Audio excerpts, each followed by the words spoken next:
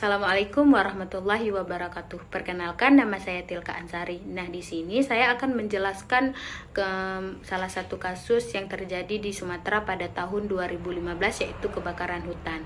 Nah, kebakaran hutan pada tahun 2015 merupakan salah satu bencana lingkungan terbesar di Indonesia. Ribuan titik api muncul di berbagai daerah, terutama di Provinsi Sumatera Selatan, Riau, dan Jambi. Kebakaran ini terjadi karena dua faktor utama, yaitu aktivitas manusia dan faktor alam. Manusia membuka lahan untuk perkebunan kelapa sawit dan pertanian dengan cara membakar karena dianggap lebih cepat dan murah. Sementara itu, faktor alam seperti kemarau yang panjang akibat fenomena El Nino membuat tanah dan vegetasi menjadi sangat kering dan mudah terbakar. Dampak dari kebakaran ini sangatlah besar karena 1,7 hektar lahan hangus terbakar, termasuk hutan tropis dan lahan gambut. Asap tebal menutupi udara hingga berbulan-bulan, bahkan mengganggu aktivitas penerbangan dan menyeberang ke negara tetangga. Jutaan orang juga menderita penyakit pernapasan dan kerugian ekonomi mencapai triliunan rupiah. Selain itu, kebakaran ini juga melepaskan lebih dari 1 miliar ton karbon yang memperparah perubahan iklim. Realis melihat kebakaran hutan ini itu merupakan salah satu perusakan lingkungan. Realis juga menekankan bahwa negara dan aktor kuat seperti perusahaan besar selalu bertindak berdasarkan kepentingan nasional dan kekuasaan.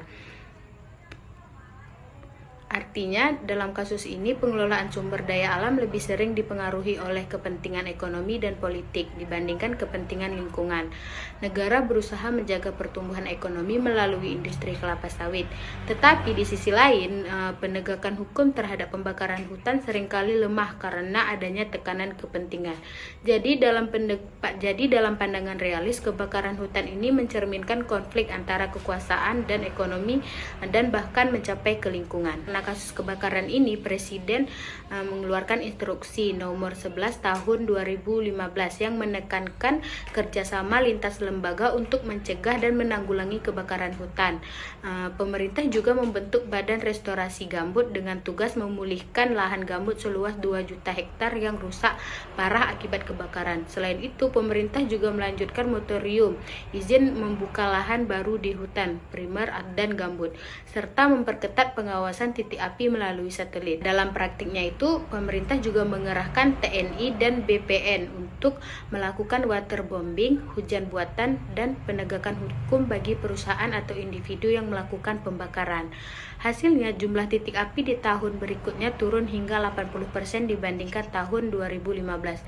Namun, kebakaran di lahan gambut masih tetap terjadi karena proses pemulihan yang memerlukan waktu panjang dan tantangan dalam penegakan hukum. Nah, dari peristiwa ini kita bisa belajar bahwasannya pengelolaan sumber daya alam tidak hanya soal lingkungan, tetapi juga menyangkut kebutuhan politik dan ekonomi.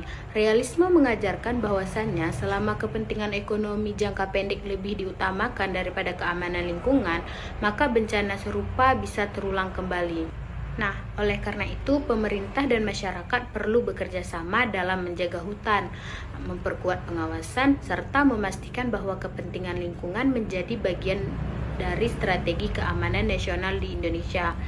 Dengan komitmen yang kuat, kita bisa mencegah kebakaran hutan seperti yang terjadi di tahun 2015 agar tidak terjadi lagi di masa depan. Yaitu yang dapat saya sampaikan. Assalamualaikum warahmatullahi wabarakatuh.